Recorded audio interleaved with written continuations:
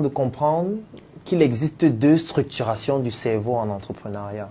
Il y a ce que j'appelle le cerveau orienté problème et le cerveau orienté solution. Le cerveau orienté problème a une caractéristique particulière.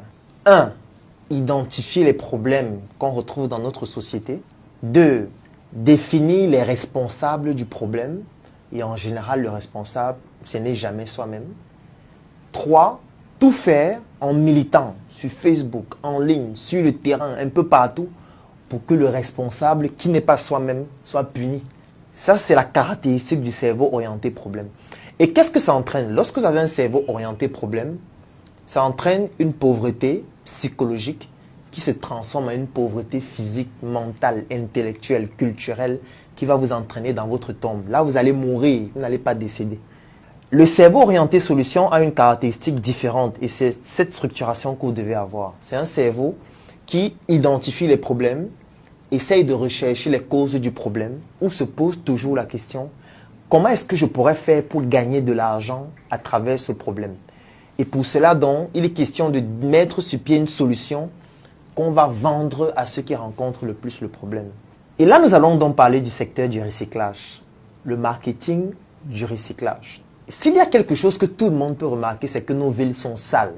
C'est un constat et c'est un fait. Les entreprises qui sont en charge de résoudre le problème de l'insalubrité n'arrivent pas à le résoudre de façon définitive. On se retrouve avec des villes où on retrouve des ordures presque partout. Il y a des quartiers qui sont appelés quartiers poubelles parce qu'à chaque 100 mètres, à chaque 200 mètres, il y a des ordures. Ceux qui ont le cerveau orienté problème vont dire c'est le responsable qui doit payer. C'est celui qui est en charge du quartier, qui est en charge de la ville, qui est en charge du pays, qui doit payer. Mugabe doit partir. On a l'habitude de le dire. Je suis d'accord. Parce que les parts de responsabilité sont partagées. Et ceux qui ont la responsabilité de gérer notre société ont une responsabilité plus importante. Mais ça ne veut pas dire que nous, on n'en a pas. Parce que c'est nous-mêmes qui produisons nos ordures. Il est question maintenant de se poser la question, comment faire pour gagner de l'argent à travers les ordures? Et c'est à ce niveau où le cerveau orienté solution devient pertinent et où le marketing du recyclage devient donc une thématique très importante. Nous avons mis sur pied une entreprise à la Startup Academy à Yaoundé qui utilise donc ce problème pour gagner de l'argent de façon très simple. Nous avons identifié un quartier, nous sommes allés dans ce quartier et bien évidemment, je ne vais pas citer pour des besoins de confidentialité parce que c'est encore en cours d'études d'intelligence économique.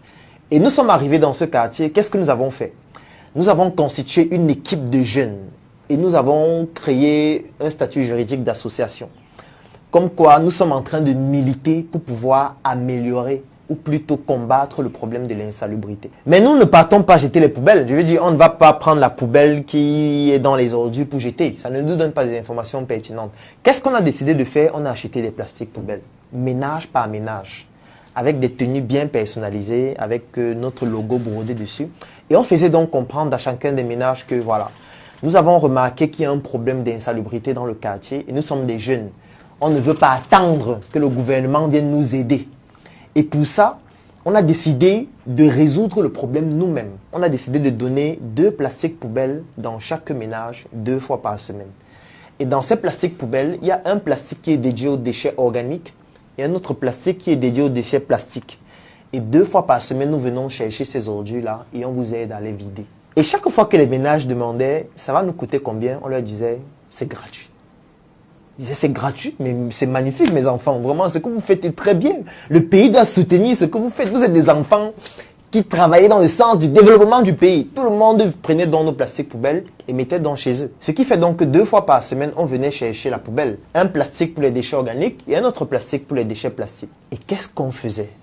On faisait quelque chose d'extrêmement important qui entre dans l'intelligence marketing, qui est une association d'intelligence économique et de marketing. Première chose, on faisait un tri des ordures par ménage. Ça veut dire que dans chaque ménage, on identifie que ces ordures proviennent de tel ménage, ces ordures proviennent de tel ménage, ces ordures proviennent de tel ménage, dans les numéros par ménage. Et maintenant, il y avait un service de tri où on sélectionne les éléments qu'on retrouve dans les ordures. On se rend peut-être compte que dans ce ménage, il consomme la sardine tous les jours. Dans ce ménage, il consomme les œufs tous les jours. Dans ce ménage, il consomme une bouteille de jus 2 fois par jour. Dans ce ménage, une semaine ne passe pas sans qu'il consomme du riz, par exemple. Et en général, ils achètent tel type de riz. Donc, ce tri nous permettait d'avoir des informations stratégiques ménage par ménage. Et on en faisait donc une étude qu'on publiait donc dans notre base de données, bien sûr en interne, afin qu'on puisse travailler dessus pour pouvoir apporter des solutions à cela. Dès que le tri était terminé, on envoyait maintenant les ordures dans le service du recyclage. Et dans le service du recyclage, bon, là-bas, c'est plus simple. Ça veut dire que les déchets organiques, on les transforme en biogaz, en engrais biologique, pour que ça puisse être utilisé par des agriculteurs qui veulent produire bio. Et vous devez savoir que l'engrais biologique, il est excellent pour pouvoir faire en sorte qu'une culture se développe de façon rapide sans avoir à utiliser des engrais chimiques. Et surtout, les déchets plastiques, on les transformait en pavés, en tuiles. Et à travers les informations de tri qu'on obtenait, on avait la possibilité de cibler les produits qu'on va vendre par ménage. Ça veut dire que lorsqu'on avait identifié peut-être un ménage où ils achètent de la sardine tous les jours, on leur proposait maintenant que désormais, on peut venir vous livrer la sardine à la maison. Désormais, vous n'avez plus besoin de vous déplacer pour avoir tel produit. Désormais, nous, on peut mettre ce produit à votre disposition. Et comme on leur avait déjà apporté le service gratuit, ça devenait beaucoup plus facile pour eux d'accepter la solution payante qu'on leur apportait, qui était personnalisée parce qu'on prenait en considération leur comportement de consommation. Donc, on gagnait à deux niveaux. On gagnait au niveau des études statistiques qu'on avait à travers leurs études sociologiques comportementales de consommation et surtout les produits dérivés de transformation et de recyclage qu'on revendait tout simplement. Voilà comment, en utilisant une stratégie simple d'intelligence marketing, on réussit à utiliser les ordures pour gagner de l'argent.